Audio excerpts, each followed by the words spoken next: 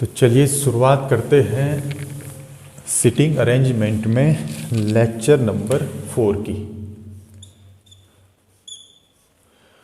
और lecture number 4 से पहले हम लोगों ने लेक्चर नंबर 1, लेक्चर नंबर 2 और लेक्चर नंबर 3 अच्छे से कवर किया था।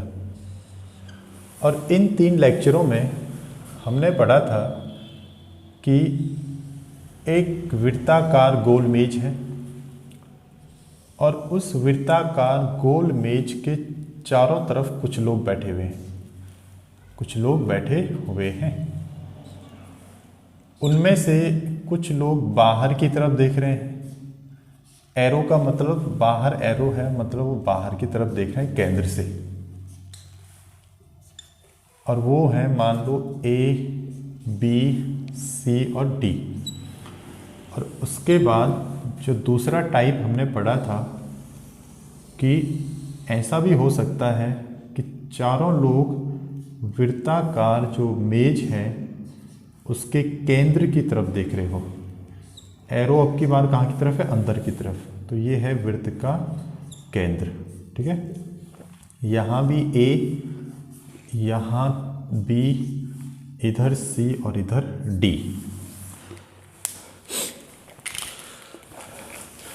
नमस्कार दोस्तों, मैं नितेश सिलोड़ा आप सभी का सिलोड़ा ऑनलाइन क्लासेस में हार्दिक स्वागत करता हूं। दोस्तों, लेक्चर को सुनते समय और देखते समय आप अपने पास एक नोटबुक जरूर रखें और साथ में एक पेन जरूर रखें। और जो जो चीज़ें यहाँ पे समझाई जा रही हैं या मैं जो जो चीज़ें यहाँ पे लिख रहा हूँ उन चीज़ों को आप अपने नोटबुक पर ज़रूर लिखें। मैं इस बात को इसलिए कह रहा हूँ क्योंकि जब कभी आप लोग ऑफलाइन होते हैं तो आपने जो नोट्स अपने बनाए हैं उन नोट्स को आप क्या कर सकते हैं? पढ़ सकते हैं, रिवीजन कर सकते हैं। उससे आप लोगों का ही फायदा होगा।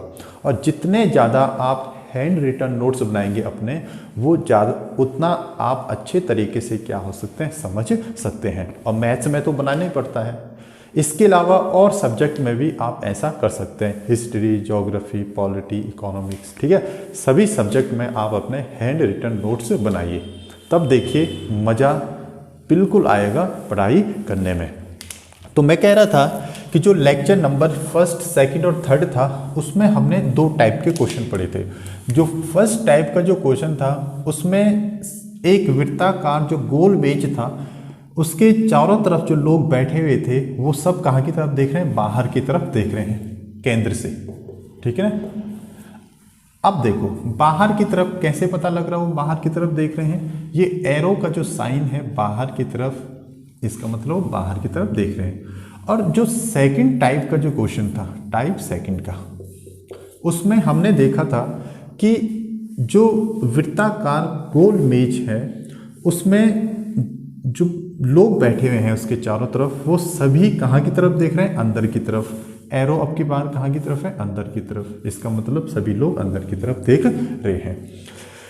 अब आप सोच रहे होंगे कि इनको आप रिपीट क्यों कर रहे हैं? देखिए अभी भी थोड़ा सा कंफ्यूजन है कुछ बच्चों में कि अगर जो गोल मेज है और उसके चारों तरफ जो लोग बैठे हुए हैं, ठीक है ना, और अगर वो सभी लोग बाहर की तरफ देख रहे हैं तो उनका जो राइट है, राइट को हिंदी में क्या बोलेंगे दोस्तों? दायां। और उनका जो लेफ्ट है, लेफ्ट को हिंदी में क्या बोलेंगे? बायां। उनका जो राइट और लेफ्ट है उसको कैसे पता करेंगे? अगर वो सारे लोग कहाँ की तरफ देख रहे हैं? बाहर की तरफ देख रहे हैं। और अगर अंदर की तरफ देख रहे हैं, जो वृत्ताकार मेज है उसके चारों तरफ बैठे हुए लोग अगर अंदर की तरफ देख रहे हैं तो उनका जो राइट है, राइट, उसको कैसे पता करेंगे? और जो लेफ्ट है उसको कैसे पता करेंगे? तो इस पे कंफ्यूजन है। तो एक बार एक काम करते हैं, एक बार फिर से मैं जो बेसिक कॉन्सेप्ट है राइट और लेफ्ट पता करने का उस पर चर्चा कर लेता हूं पहले के 5 मिनट, फिर आएंगे हम अगले टाइप के क्वेश्चन पे जो है स्ट्रेट लाइन से संबंधित प्रश्न, ठीक है ना। हाँ, तो मैं इसको थोड़ा सा साफ कर देता हूँ यहाँ पर, ठीक है ना। आप अपनी नोटबुक अपने पास रखें, साथ में जो जो चीज़ें मैं यहाँ पे लिखाते जा रहा हूँ आप भी उन पे अपनी नोटबुक पर लिखते जाइए। अब देखिए दोस्तों, मैंने क्या किया कि एक सर्कल यहाँ पे बना दिया, छोटा सर्कल, और इसके एक काम करते हैं, थोड़ा नीचे बना देते हैं।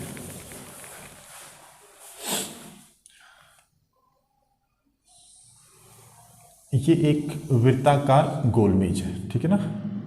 यहाँ पे लिख देता हूँ वृत्ताकार गोल मेज। वैसे तो दिख ही रहा होगा सर्कल है अपने आप में, ठीक है।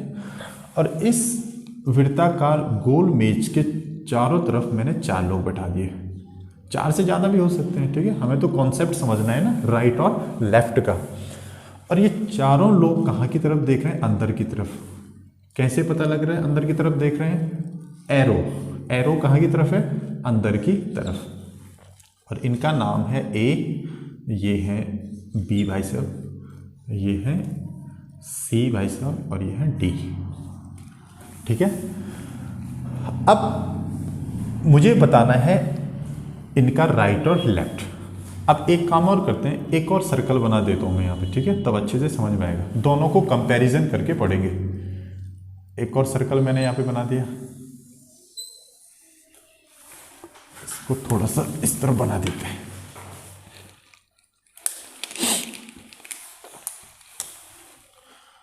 अभी तक अगर आप लोगों ने अपनी नोटबुक नहीं निकाली है तो प्लीज़ प्लीज़ प्लीज़ नोटबुक निकाल लो फटाफट, ठीक है ना। हाँ, अब देखो, जो ये वृत्ताकार गोल मेज है, ये है सेकंड वाला। अब देखो, अब इसके चारों तरफ भी 4 लोग बैठे हैं, 1 2 3 और 4। और ये चारों लोग कहाँ की तरफ देख रहे हैं? बाहर की तरफ। कैसे पता लग रहा है? एरो का निशान कहाँ की तरफ है दोस्तों? बाहर की तरफ है, ठीक है। हाँ, अच्छे तरीके से अपनी नोटबुक पर नोट करते जाइए। ये है ए, ये भाई साहब रहे बी, ये है सी, और ये है डी, ठीक है। अब देखो,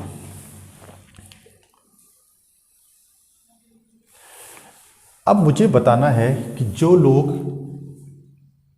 इस गोल मेज वृत्ताकार, ठीक है ना, वृत्ताकार गोल मेज पर बैठे हैं, इसको मैं ऐसे मिटा देता हूं, ठीक है।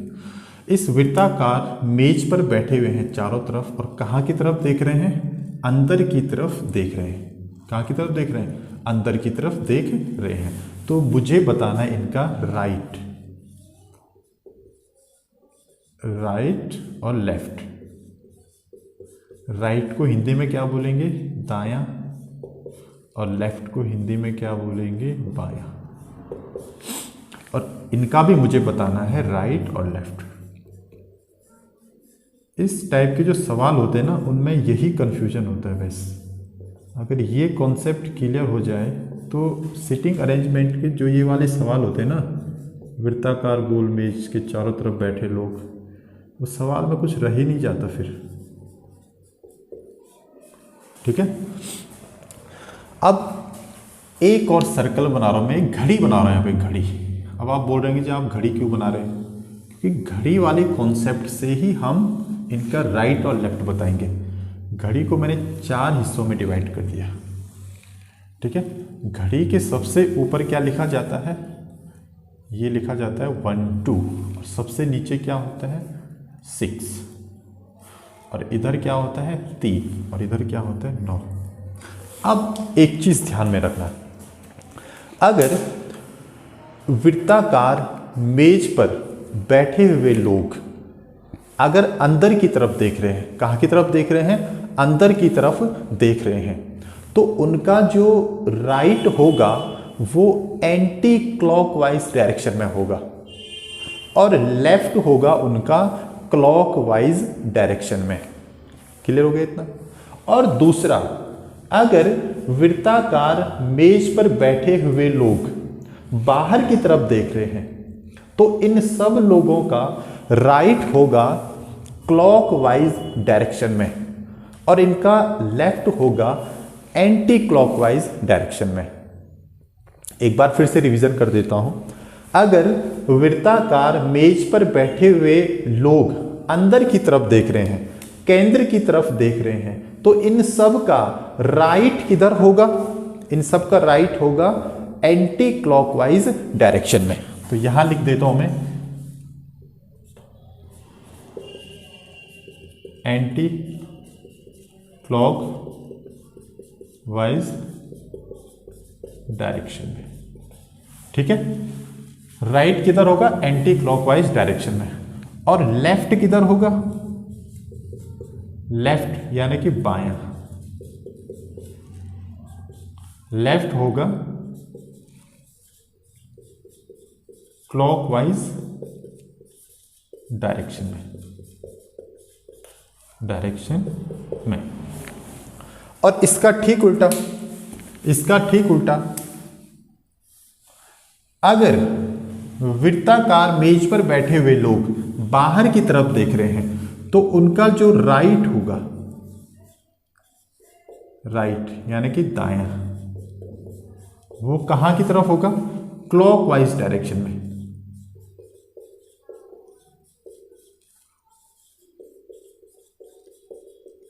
क्लॉकवाइज डायरेक्शन में। ठीक है, और लेफ्ट किधर होगा? इनका लेफ्ट किधर होगा दोस्तों? एंटी क्लॉकवाइज डायरेक्शन में।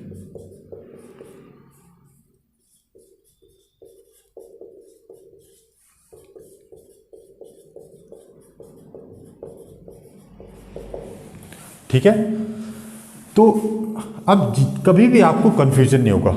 अगर लेफ्ट और राइट का कॉन्सेप्ट पता लग जाए तो ये सवाल बहुत आसान होते हैं, और अगर लेफ्ट और राइट का कॉन्सेप्ट पता ना हो तो फिर ये सवाल सिरदर्दी भी खड़ा कर देते हैं। खतरनाक, मतलब सिरदर्द होता है अगर राइट और लेफ्ट का कॉन्सेप्ट पकड़ में नहीं आया। तो आपको क्या करना है, केवल एक चीज का ध्यान देना है। अगर फेस कहाँ की तरफ है? अंदर की तरफ है, तो उनका जो राइट होगा दोस्तों, राइट किस तरफ होगा? एंटी क्लॉकवाइज डायरेक्शन में। और लेफ्ट किस तरफ होगा दोस्तों? क्लॉकवाइज डायरेक्शन में। ठीक है, अगर फेस अंदर की तरफ है। और यदि फेस बाहर की तरफ है तो उनका जो राइट होगा वो कहाँ की तरफ होगा? क्लॉकवाइज डायरेक्शन में। और लेफ्ट किस तरफ होगा? एंटी क्लॉकवाइज डायरेक्शन में। अब हमें क्या करना है, सबसे पहले ये तो पता हो कि क्लॉकवाइज डायरेक्शन क्या होती है, एंटी क्लॉकवाइज डायरेक्शन क्या होती है। यहां पे दो चीजें, एक है क्लॉकवाइज डायरेक्शन,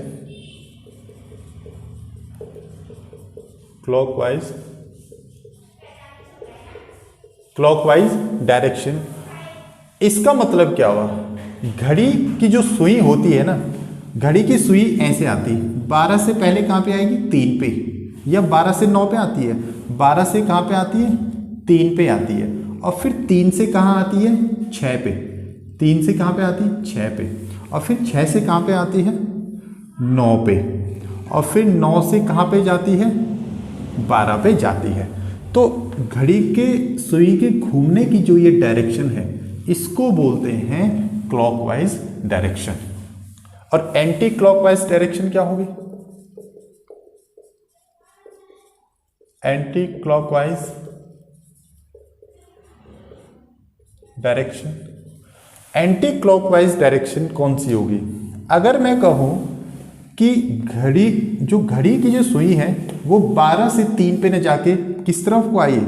12 से 9 पे आए, और फिर 9 से किस पे आए? 6 पे आए, और फिर 6 से किस पे आए? 3 पे आए, और फिर 3 से किस पे आए? 12 पे आए। तो इस रिवर्स साइड को क्या बोलते हैं? Anti clockwise direction. इतना तो कंफर्म है। आपके घर में अभी घड़ी होगी टकी हुई, उसको देख लो। सुई 12 से किस पे आई? 3 पे, 3 से 6 पे, 6 पे 9, 9 से 12। तो इस डायरेक्शन को बोलते हैं क्लॉकवाइज डायरेक्शन।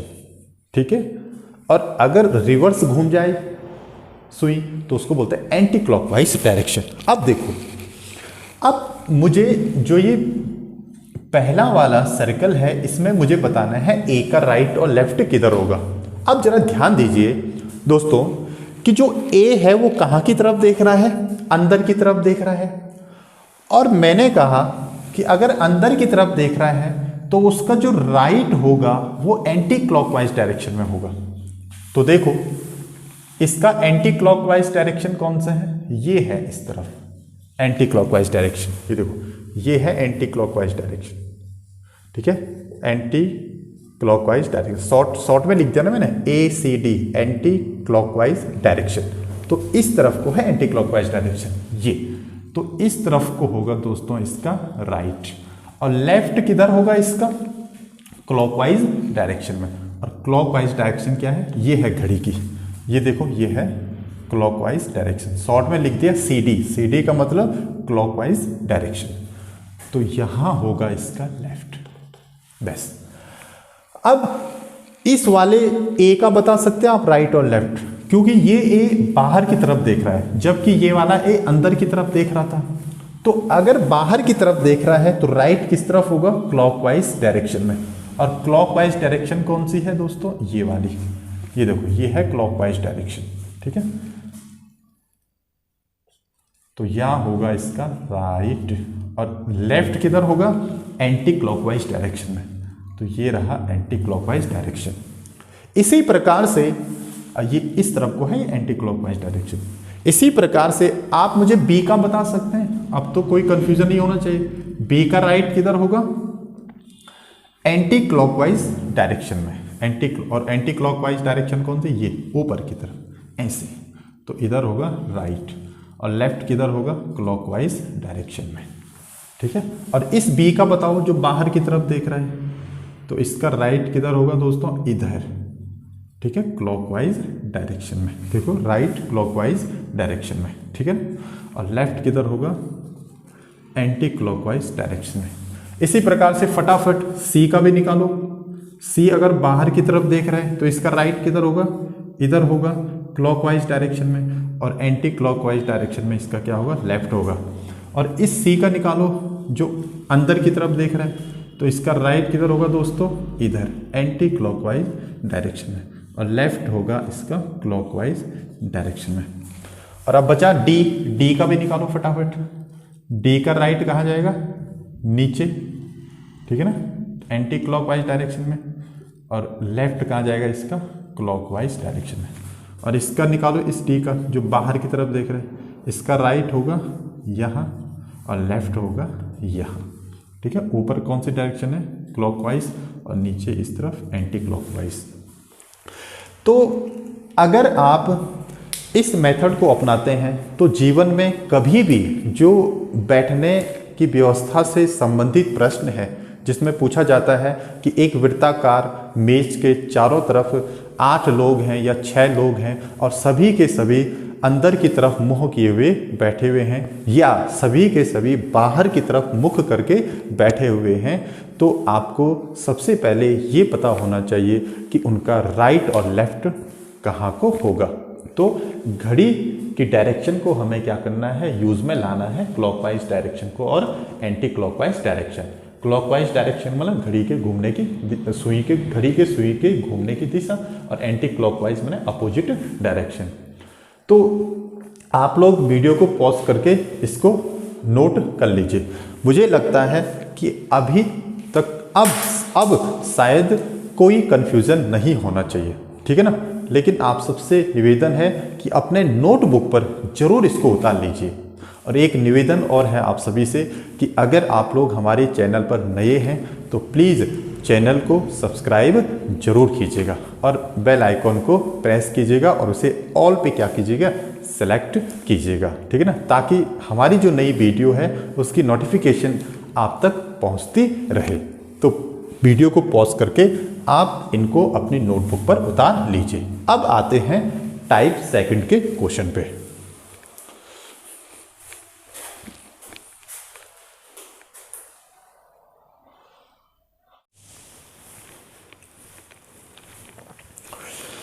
तो चलिए दोस्तों अब शुरुआत करते हैं सवाल नंबर फर्स्ट की। अब सवाल नंबर फर्स्ट क्या है, सबसे पहले इसको अच्छे तरीके से पढ़ना है। अब क्या लिखा है देखो, ध्यान से पढ़ो, ठीक है ना। हाँ, P Q R S T U V और W 8 मित्र हैं जो केंद्र की ओर मुंह करके एक गोल मेज के चारों ओर बैठे हैं। उसने कहा कि कितने दोस्त हैं, 8 दोस्त हैं। कौन कौन है, P है, Q है, R S T U V और W। और ये सभी दोस्त कहाँ की तरफ मुख करके बैठे हुए हैं, केंद्र की तरफ मुख करके बैठे हुए हैं। अब ध्यान रखना कि अगर केंद्र की तरफ मुख करके बैठे हैं एक गोल मेज पर, तो उनका जो राइट होगा वो किस तरफ होगा, एंटी क्लॉकवाइज डायरेक्शन में, और लेफ्ट किस तरफ होगा, यानी कि बायां किस तरफ होगा, क्लॉकवाइज डायरेक्शन में। तो एक काम करते हैं, सबसे पहले यहां पे एक गोला बना देते हैं, गोल मेज बना देते हैं, ठीक है ना। तो ये रहा गोल मेज, और इसके चारों तरफ बिठा देते हैं 8 लोगों को। 1 2 3 4 5 6 7 और 8। और ये सभी लोग कहाँ की तरफ देख रहे हैं, अंदर की तरफ देख रहे हैं। तो इसीलिए एरो का साइन कहाँ की तरफ होगा दोस्तों, अंदर की तरफ होगा। अब ठीक है, अब देखो, अब जो पहली इंफॉर्मेशन है, ये इंफॉर्मेशन है 1 2 3, ठीक है। और फिर इस पर आधारित हमारे पास कितने सवाल हैं, ये 4 प्रश्न हैं जिनके आंसर हमें बताने हैं। अब पहली इंफॉर्मेशन क्या है उसको पढ़ो। पहली इंफॉर्मेशन में लिखा है कि P S के बाएं को PS के बाएं को दूसरे स्थान पर बैठा है, जो T के बाएं को तीसरा है। अब ये जो शब्द किसके लिए आया हुआ है, ये जो शब्द आया है दोस्तों किसके लिए, S के लिए। किसके लिए, S के लिए। इस लाइन में जो शब्द है ये किसके लिए आ रखा है, S के लिए। हमेशा यहाँ पे कंफ्यूजन क्या करते हैं अधिकांश बच्चे, वो P को मान लेते हैं, यानी कि T के बाएं को तीसरा किसको बैठा देते हैं, P को। ध्यान रखना हमेशा, जो शब्द किसके लिए आ रखा है, S के लिए, यानी कि T के बाएं को तीसरा कौन बैठा होगा, S बैठा होगा, न कि P बैठा होगा। बस ध्यान रखना, बाद वाला व्यक्ति के लिए ही जो शब्द आता है। अब देखो, इस सर्कल में जो पहली इंफॉर्मेशन है, उस इंफॉर्मेशन के अकॉर्डिंग P S के बाएं को दूसरे स्थान पर बैठा है। तो P को आप कहीं पर भी बैठा दो इस पूरे सर्कल में।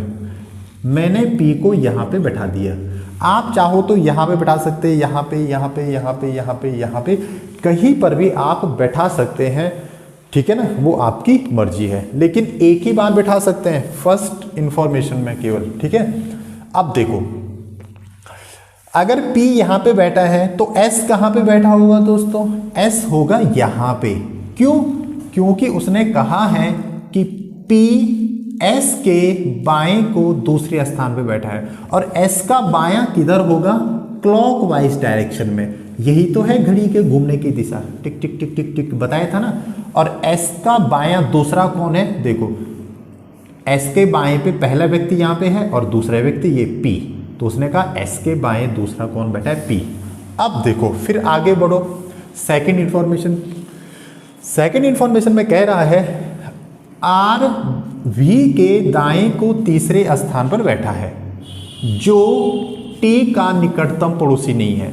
यानी कि फिर ये जो शब्द किसके लिए आ रखा है दोस्तों, इस V के लिए आ रखा है। किसके लिए आ रखा है, इस V के लिए आ रखा है, न कि R के लिए। अब ध्यान रखना, R V के दाएं को तीसरे स्थान पर बैठा है, जो T का निकटतम पड़ोसी नहीं है। यानी कि V को किसके पड़ोस में नहीं बैठना है, T के पड़ोस में नहीं बैठना है, ठीक है। अब जरा सोचो, T अच्छा टी का तो अभी हम बैठा नहीं सकते हैं, लेकिन एक चीज़ हमने थोड़ा मिस कर दी यहाँ पे। जब हमने यहाँ बैठाया था ना पहली वाली इंफॉर्मेशन में कि पी एस के बाएं को दूसरे स्थान पे बैठा है, ये तो हमने बैठा दिया था यहाँ, लेकिन आगे ये भी तो लिखा था जो टी के बाएं को तीसरा है, यानी कि टी कहाँ पे होगा, यहाँ पे होगा। क्यों? क्योंकि टी का जो बायां होगा वो क्लॉकवाइज डायरेक्शन में होगा ना, और टी के बाएं तीसरा किसको बैठाना है, एस को। तो टी के बाएं तीसरा देखो, पहला दूसरा और तीसरे पे कौन आ गया, एस आ गया। तो थोड़ा सा ये वाली इंफॉर्मेशन छूट गई थी बाद वाली, ठीक है ना, अब ठीक हो गया। अब पढ़ो सेकंड वाली इंफॉर्मेशन को, ठीक है।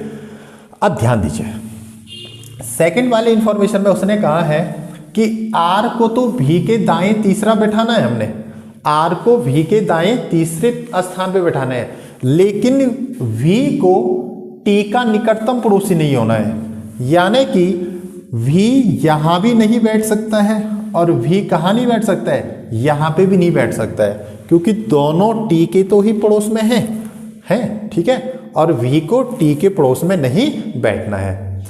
अब जरा सोचो, अब आओ इस वाली इंफॉर्मेशन पे, ठीक है। तो V कहाँ पे बैठ सकता है, V का एक स्थान ये वाला हो सकता है, दूसरा स्थान V का ये वाला हो सकते हैं, या तो हम यहाँ पे बैठा सकते हैं, या तो हम यहाँ पे बैठा सकते हैं, या तो हम V को यहाँ पे बैठा सकते हैं। अब जरा सोचो, अगर मान लो V यहाँ पे हुआ तो R को कहाँ पे बैठना पड़ेगा, आर को कहां पे बैठना पड़ेगा, V के दाएं तीसरे स्थान पे। अब V का दायां किस तरफ होगा दोस्तों, एंटी क्लॉकवाइज डायरेक्शन में। अब V के दायां तीसरा कौन है, 1 2 3, यहां पे तो ऑलरेडी कौन भाई साहब बैठ रखे हैं, S भाई साहब बैठ रखे हैं। इसका मतलब क्या हुआ कि V भाई साहब तो यहां पे होंगे नहीं। अब V या तो यहां पे होगा या तो यहां पे होगा। हम ऐसा मान के चलते हैं कि V कहां पे बैठा है, इधर बैठा है। अब एक जगह पे तो बैठाना ही पड़ेगा ना V को, ठीक है। यहाँ पे हो नहीं सकता है V, अगर V यहाँ पे होगा तो उसके दाएं तो तीसरा कौन बैठ रहा था, R बैठ रहा था, लेकिन यहाँ पे तो ऑलरेडी S बैठा है, इसीलिए V भाई साहब यहाँ से भी कट। अब या तो V यहाँ पे होगा या तो V यहाँ पे होगा। तो मैंने कहा एक काम करते हैं, V को कहाँ पे बैठाते हैं, यहाँ पे, ठीक है। अभी भी फिक्स नहीं है, वो यहीं पे बैठा होगा, ठीक है ना। अब रीजनिंग में क्या है ना, इस टाइप के क्वेश्चनों में आपको क्या करना पड़ेगा, थोड़ा मान के भी चलना पड़ेगा अपने हिसाब से, ठीक है ना, ठीक है ना, रखना पड़ेगा, ठीक है ना, एजम्पशन तो करना ही पड़ेगा ना। अगर V यहाँ पे बैठा होगा तो R कहाँ पे बैठा होगा दोस्तों, V के दाएं को तीसरा, तो V का दायां किस तरफ होगा, एंटी क्लॉकवाइज, तो 1 2 3, तो R कहाँ पे बैठा होगा, यहाँ पे R बैठा होगा यहाँ पे, कोई दिक्कत नहीं है, ठीक है। अब ठीक हो गया। अब अंतिम इंफॉर्मेशन क्या है, लास्ट वाली, उसने कहा है कि W Q के दाएं को तीसरे स्थान पर बैठा है, जो V के दाएं को दूसरे स्थान पर है, यानी कि फिर ये जो शब्द किसके लिए आ रखा है, इस Q के लिए आ रखा है, ठीक है ना। तो एक काम करो, सबसे पहले V के दाएं को दूसरे स्थान पे किसको बैठाना है, Q को। तो हमें पता है कि V कहाँ पे बैठ रखा है, कहाँ पे बैठ रखा है, ये, तो V का दायां कहाँ होगा, दूसरा, 1 और 2, तो यहाँ पे कौन बैठा होगा, Q। और अब बैठाओ किसको, W को, यानी कि W Q के दाएं को तीसरे स्थान पे बैठा है, तो Q का दाएं किस तरफ होगा दोस्तों, एंटी क्लॉकवाइज, तो Q के दाएं तीसरा, 1 2 और 3, तो यहाँ पे कौन होगा, W भाई साहब। और अंतिम कौन भाई साहब छूटे, U, ये तो अंतिम वाला जो छूटा उसको यहीं पे तो है अंतिम जगह छुटी हुई। तो बस इस प्रकार से हमने ये 8 के 8 लोग कहाँ बैठा दिए, इस वृत्ताकार मेज पर बैठा दिए, ठीक है ना। अब देखो पहला सवाल क्या है, फर्स्ट क्वेश्चन, V के दाएं चौथा कौन बैठा है, तो V कहाँ है दोस्तों, ये रहा, इसके दाएं चौथा कौन होगा, दायां ऊपर की तरफ होगा, 1 2 3 4, तो आंसर क्या आ जाएगा, T। दूसरा सवाल क्या है, S के बाएं चौथा कौन बैठा है, तो S कहाँ पे है, ये, और S का बायां किस तरफ होगा, नीचे की तरफ होगा, होगा कि नहीं होगा? एस का बायां कहाँ होगा? नीचे की तरफ होगा। और दायां कहाँ की तरफ होगा? ऊपर की तरफ। तो जहां क्लॉकवाइज है वहां होगा उसका बायां। तो एस के बाएं चौथा कौन है? 1 2 3 4 डब्लू। तो ये हो जाएगा कितना? ये डब्लू आ गया। तीसरा सवाल है टी के दाएं तीसरा कौन बैठा है? तो टी के दाएं तीसरा कौन बैठा है? 1 2 3। टी का दाएं किस तरफ होगा? Anti clockwise. तो 1 2 3। तो आंसर क्या आ जाएगा? पी। और चौथा क्या है? यू के दाएं चौथा कौन बैठा है? तो यू के दाएं चौथा कौन बैठा है? 1 2 3 4 क्यू। ठीक है ना भाई? यू का दायां किस तरफ होगा? एंटी क्लॉकवाइज होगा कि नहीं होगा? ठीक है ना, एंटी क्लॉकवाइज होगा। तो इसके दाएं चौथा 1 2 3 4। तो आंसर आ जाएगा क्यू।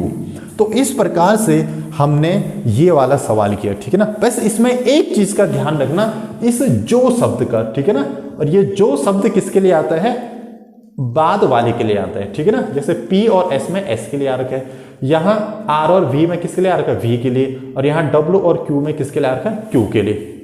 तो बस केवल समस्या जो खड़ी होती है वो इस चित्र के इस वृत्ताकार जो मेज है उसके चारों तरफ लोगों को बैठाने तक ही थोड़ा सा क्या होता है? कंफ्यूजन होता है या समस्या आती है। जैसे ही आपने इन लोगों को बैठा दिया थोड़ा सा मेहनत करके, तो ये जो सवाल हैं 4 सवाल, ये तो 4 सेकंड में निकल जाते हैं आंसर। ठीक है ना। पूरा का पूरा जो सिरदर्दी है वो इन लोगों को बैठाने तक ही है, और इन लोगों को आसानी से बैठा सकते हैं। बस आपको देखना है फेस अंदर की तरफ है या फेस बाहर की तरफ है। अंदर की तरफ हुआ तो राइट किस तरफ होगा? Anti clockwise. और अगर फेस बाहर की तरफ है तो फिर राइट किस तरफ होगा? क्लॉकवाइज। ठीक है ना। तो इस चीज का ध्यान रखना। तो आप सभी का बहुत बहुत धन्यवाद। और एक बार फिर से आप लोगों से कहना चाहता हूं, अगर आप लोग हमारे चैनल पर नए हैं तो प्लीज़ चैनल को सब्सक्राइब ज़रूर कीजिएगा, बेल आइकन को ऑल पे सेलेक्ट कीजिएगा। मिलते हैं फिर अगले लेक्चर में, और इसी का पार्ट 2 हम उसमें लेंगे। तब तक के लिए स्वस्थ रहिए, मस्त रहिए और अपने आप को व्यस्त रखिए। Thank you so much.